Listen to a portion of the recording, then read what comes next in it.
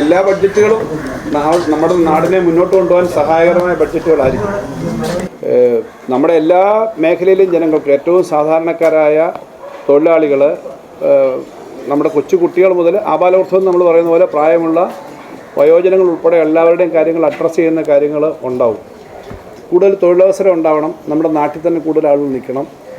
ലോക സാഹചര്യത്തിൽ ഇന്ന് കുറച്ചുകൂടി നമ്മൾ സ്വന്തം കാലിൽ നിൽക്കാൻ ഇനി ശ്രമിക്കണം. കാരണം ഞാൻ പറയുന്നത് താരിഫ് വാർ, ഇപ്പോൾ യൂറോപ്യൻ യൂണിയനുമായിട്ടുള്ള എഗ്രിമെൻറ്റ്, വിദേശത്ത് ധാരാളം പേരൊക്കെ നമ്മൾ പോകുന്നുണ്ട്. അവരൊക്കെ പോകുമ്പോൾ നമ്മുടെ നാട്ടിലെ എക്കണോമിയിൽ മെച്ചപ്പെടണം. നമ്മൾ ഘട്ടം ഘട്ടമായി ചെയ്തു വന്നിട്ടുള്ള കാര്യങ്ങൾ കൂടുതൽ ശക്തമാക്കണം.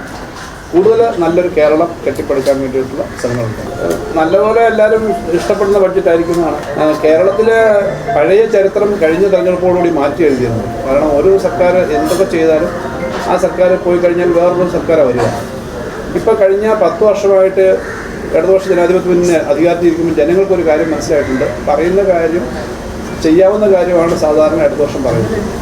പറയുന്ന കാര്യങ്ങൾ ചെയ്യും. ഇപ്പോൾ ചെയ്യാവുന്ന കാര്യം പറയും, പറയുന്ന കാര്യങ്ങൾ ചെയ്യും. അത് തുടർച്ചയുണ്ടാവണം. ആ തുടർച്ചയുടെ അടിസ്ഥാനത്തിൽ നല്ല മാറ്റം എല്ലാവർക്കും പ്രകടനത്തിൽ വന്ന് കണ്ടിട്ടുണ്ട്, അനുഭവത്തിലുണ്ട്.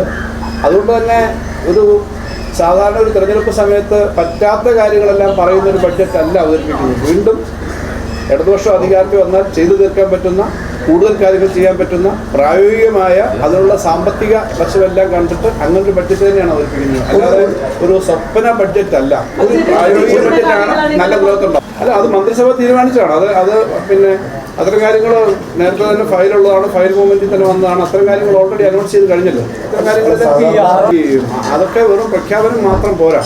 പ്രഖ്യാപനം എന്ന് പറഞ്ഞാൽ അതിൻ്റെ ഫിനാൻഷ്യൽ ആസ്പെക്റ്റും കാര്യങ്ങൾ ചെയ്യാനും ഒക്കെ ഉള്ള കാര്യങ്ങൾ തന്നെയാണ്.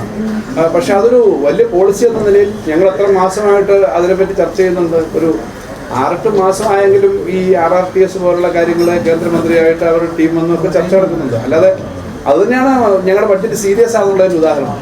ഇന്ന് ഞാനൊരു ബഡ്ജറ്റ് പ്രസംഗത്തിൽ കൂടി ഇങ്ങനെ വരും എന്നല്ല പറയുന്നത്. അതിന് നിങ്ങൾക്ക് അതിൻ്റെ പത്രക്കുറിപ്പ് പൂർണ്ണമായി കിട്ടിയിട്ടുണ്ടെങ്കിൽ അത് 4 മേഖലകളുണ്ടാവും. അങ്ങനെ കുറേ സ്കീമുകളുടെ പ്രത്യേകതയൊക്കെ ഉണ്ട്.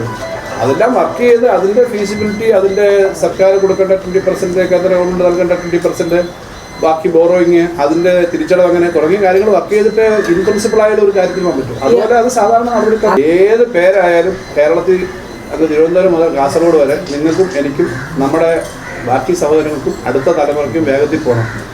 അത് ഉണ്ടാവുക എന്നുള്ളതാണ്. അത് ഏത് പേരായാലും എങ്ങനെയായാലും അങ്ങനത്തെ ട്രെയിൻ ഉണ്ടാവുക, ഫാസ്റ്റായിട്ട് കേരളത്തെ പരസ്പരം കണക്ട് ചെയ്യുക, അതാണ് നമ്മുടെ ഉദ്ദേശം. അല്ലാതെ പേരെന്താ ആരെന്താ എന്നുള്ളത് നമുക്ക് പ്രശ്നമേ അല്ല. കേന്ദ്ര ഗവൺമെൻറ്റിൻ്റെ ഇക്കാര്യത്തിലുള്ള ഇടപെടലും സഹായവും, കാരണം കേന്ദ്ര സംസ്ഥാന ബന്ധങ്ങളിൽ പ്രധാനപ്പെട്ട കാര്യമാണ് റെയിൽവേയുമായി ബന്ധപ്പെട്ട കാര്യങ്ങളൊക്കെ. അപ്പോൾ അതിന് RRTSും മറ്റേ നമുക്ക് ചെറിയൊരു വ്യത്യാസമുണ്ട്. RRTS റെയിൽവേ അല്ല, അണ്ടർ റെയിൽവേ ഡിപ്പാർട്ട്മെൻ്റ് അല്ല.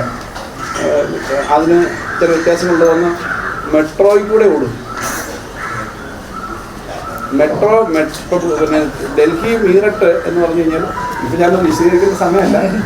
ഡൽഹി മീററ്റ് എന്ന് പറയുന്നത് ഡൽഹിയിൽ നിന്ന് മെട്രോയിൽ പോകും. ആ മെട്രോ പാളം ഉപയോഗിച്ചിട്ട് പിന്നെ എക്സ്റ്റെൻഡ് ചെയ്ത് മീററ്റിൽ ചെന്ന് കഴിഞ്ഞാൽ അവിടെ ഉള്ള പാളം ഉപയോഗിക്കും.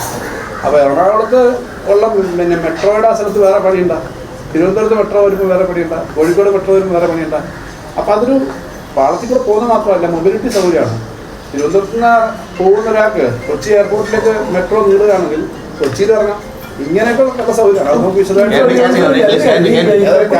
ആലോചിച്ചുകൊണ്ട് അറിയാവുന്ന കേന്ദ്രത്തിൽ നിന്ന് ഓരോ വർഷവും കിട്ടുന്ന എക്സ്പെക്ടേഷൻ ഉണ്ട്.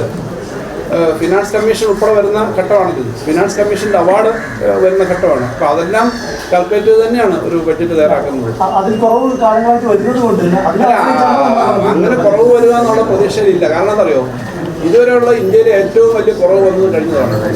അതിനപ്പുറം കുറവ് വരിക എന്ന് പറഞ്ഞാൽ പിന്നെ കേരളത്തെ അങ്ങ് ചവിട്ടി താക്കുക എന്നുള്ളത്.